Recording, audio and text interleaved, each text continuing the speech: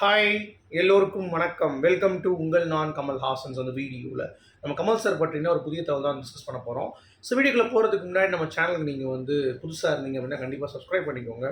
Video மறக்காமல் ஒரு like பண்ணிக்கோங்க. இப்போ நம்ம வீடியோக்குள்ளே கண்டிப்பாக போகலாம். ஸோ இன்றைக்கி நம்ம பார்க்க போகிற பயங்கர ட்ரெண்டிங்கான டாபிக் அப்படின்னு சொல்லி பார்த்தீங்கன்னா, கமல் சார் கிட்ட இன்றைக்கி அவ்வளோவா டாபிக்ஸ் இல்லை. பட் இருந்தாலும் நிறைய அப்டேட்ஸ் வந்திருக்கு. அதை பற்றி தான் பார்க்க போகிறோம். இது ரொம்ப ஷார்ட்டான வீடியோ கூட இருக்கலாம் அப்படிங்கிறத நான் தெரிவிச்சுக்கிறேன். ஸோ கமல் சார் கொரோனா டைமில் கிட்டத்தட்ட 400 ஸ்கிரிப்ட் எழுதியிருக்காரு அப்படின்றது சொல்கிறாங்கல்ல. ஆனால் அது எல்லாத்தையும் படமாக்க முடியாது. அதை யாருனாலும் படம் எடுக்கலாம்.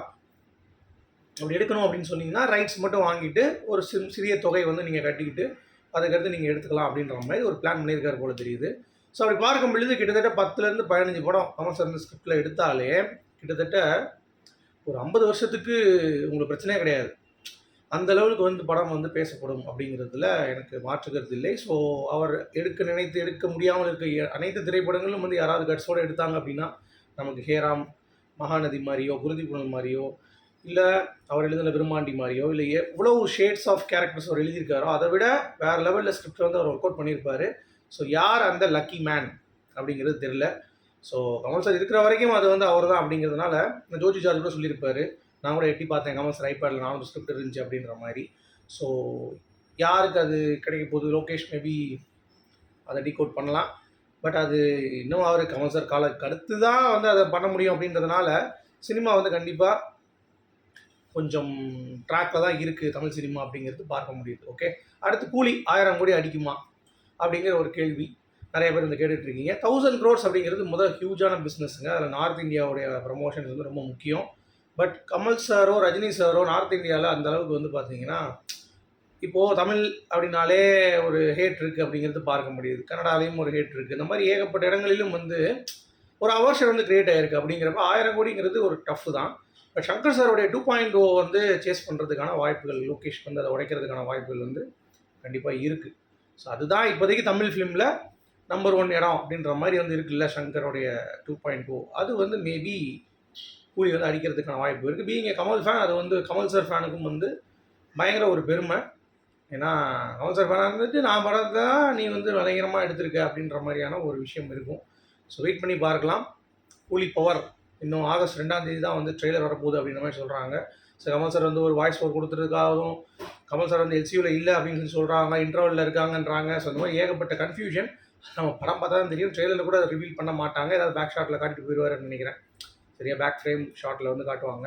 ஸோ அந்த மாதிரி காட்டுறாங்களாங்கிறத பொறுத்து இருந்து தான் பார்க்கணும். ஓகே, ஸோ இது ஒரு முக்கியமான தகவல். அடுத்து விஜய் சேதுபதி அவர்கள் நீங்கள் அடுத்த கமலஹாசன் அப்படின்னு சொல்லி ஒரு ரிப்போர்ட்டர் கேட்டவுடனே, ஏங்க நான் அடுத்த கமலஹாசன்லாம் கிடையாது, நீங்கள் பாட்டு இதை சொல்லிட்டு இருக்காங்க, அவங்களாம் லெஜெண்ட்ஸ், அவங்க டச் பண்ண வேண்டிய அவசியமே கிடையாது, நாங்கள் அவங்களுடைய ஃபேன்ஸ், அவ்வளோதானே சொல்லணுமே தவிர நீங்கள் அவங்க பெரிய இது அதெல்லாம் நீங்கள் பேசாதீங்க அப்படின்ட்டாங்க.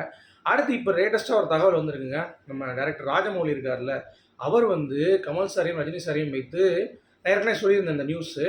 அதாவது ஒரு பிளான் இருக்குது அவருக்குன்னு சொல்லியிருந்தாங்களே, இப்போ ஒரு கதையே சிக்கியிருக்கான். எதிர் எப்படி பண்ணாலும் ஒர்க் அவுட் ஆகுமா. அதாவது கமலஹாசன் அவர்கள் வில்லனாகவோ, இல்லை ரஜினிகாந்த் அவர்கள் ஹீரோவாகவும், இல்லை ரஜினிகாந்த் வில்லனாகவும் கமலஹாசன் அவர்கள் ஹீரோவாகவும் போத் வேஸ் பாசிபிள் அப்படின்ற ஒரு ஸ்கிரிப்ட் தோணியிருக்கான். அதுக்கான ஸ்க்ரீன் பிளே ஒர்க் போயிட்டுருக்கு அப்படின்ற மாதிரி சொல்கிறாங்க. ஸோ ஒரு கட்டத்தில் அதுவும் ரெடி ஆகிடுச்சு அப்படின்னா மேபி அவர் ரஜினி கமல் வச்சு பண்ணலனா கூட வேறு யாராவது ஒரு ஜாம்பவான்களை வைத்து பண்ணும்போது ராஜமௌலியோடைய அந்த ஒரு ஸ்க்ரீன் பிளேயில் எப்படி இருக்கும் இந்த படம் அப்படிங்கிறது அது ஒரு டிஃப்ரெண்ட்டான ஒரு ஷேடாக கண்டிப்பாக இருக்கும் அப்படிங்கிறதுல மாற்றுக்கிறது இல்லை. So we are waiting for that. So அவர் சொன்ன மாதிரியே கமல் சாரை வைத்தும் ரஜினி சாரை வைத்தும் படம் பண்ணார்னா ரொம்ப ரொம்ப ஹாப்பியாக போகிற முதல் பர்சன் நம்மளாக தான் இருக்கும். ஸோ அவருக்கான அந்த கதையும் ரெடி ஆயிடுச்சு அப்படிங்கிறது தான் அதற்குடைய ஒரு பிரேக்கிங் பாயிண்ட்டாக இருக்கும்னு நான் நம்புகிறேன். அடுத்து கமல் சாரோடைய நெகட்டிவ் ரோல் அப்படிங்கிறது சைமா அவார்ட்ஸில் பெஸ்ட் ஆக்டர் நெகட்டிவ் ஷேடில் ஷார்ட் லிஸ்ட் ஆகிருக்கு அப்படிங்கிறது பார்க்க முடியுது. கல்கி 2898 ADயில் கமல் சார், அப்புறம் எஸ்ஜே சூர்யா மாநாட்டில், அந்த மாதிரி நிறைய பேர் ஆக்டிங் ஸ்கில்ஸை காமிச்சவங்களுக்கு சைமாவில் அவார்ட்ஸ் வழங்கப்பட போகிறது. ஸோ அதில் 4வதுலேருந்து 6வது செப்டம்பர் வரைக்கும் அதற்கான போட்டி நடைபெறுகிறது. ரிசல்ட்டும் அப்போ தான் அனௌன்ஸ் பண்ணுவாங்க.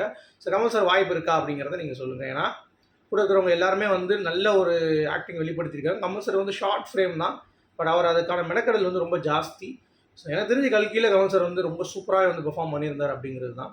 ஸோ மேபி அவளுக்கு அவார்டு இருந்துச்சு அப்படின்னா நல்லாயிருக்கும் அப்படின்ற மாதிரி தோணுது. அடுத்து RKFIயில் கமல் சாரோடைய அடுத்த ஃப்யூச்சர் படங்கள் வந்து அதெல்லாம் வரப்போகுது.